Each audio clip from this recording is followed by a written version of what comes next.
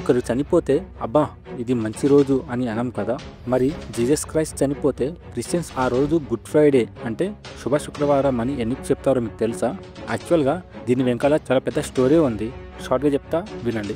నా అన్న వాళ్ళే కష్టం వచ్చినప్పుడు వదిలేసి వెళ్ళిపోయే రోజులు ఇవి. అప్పట్లో దీనికన్నా ఘోరంగా చిన్న పెద్ద ఆడ మగ ఏం తేడా లేకుండా ఇష్టం వచ్చిన బ్రతికి హద్దు లేని తప్పులు చేయడంతో పాపం అనకుండా ఉంటుంది కదా, అది నిండిపోయింది. వాళ్ళు చేసిన తప్పుకి పనిషైనా చేయాలి లేదా ఉన్న తప్పులు వేరే వాళ్ళకి ట్రాన్స్ఫర్ చేసి వాళ్ళకైనా వదిలేయాలి. ఇక్కడ పనిష్మెంట్ అంటే చావడం అని అర్థం. యెహోవా అనే దేవుడు తన కొడుకుని అంటే జీసస్ క్రైస్ట్ ని పంపి వీళ్ళు చేసిన తప్పులని నీ పైన వేసుకో అంటే పనిష్మెంట్ ని నువ్వు తీసుకో అని చెప్పడంతో ఆ గొప్ప ప్రాణత్యాగాన్ని బలియాగం జరిగిన రోజుని గుడ్ ఫ్రైడే అని ప్రపంచం పిలుస్తుంది. నిజానికి గుడ్ ఫ్రైడే అనేది క్రిస్టియన్స్ వాళ్ళకి ఆనందకరమైన పండుగ కాదు, అది ఒక సంతాప దినం. అండ్ కొన్ని కంట్రీస్ లో గుడ్ ఫ్రైడేని God's Friday or holy Friday లేదా గ్రేట్ ఫ్రైడే అని చాలా పేర్లతో పిలుస్తారు. ఇంకా తెలుసుకోవాలంటే తెలుగు నాలెడ్జ్ అనే ఛానల్లో ఈ విషయాన్ని చాలా బాగా ఎక్స్ప్లెయిన్ చేశారు. కామెంట్ బాక్స్ లో దాని లింక్ ఉంది. ఇలాంటి మరెన్నో ఇన్ఫర్మేటివ్ వీడియోస్ కోసం మా ఛానల్ని సబ్స్క్రైబ్ చేయండి. Thank you.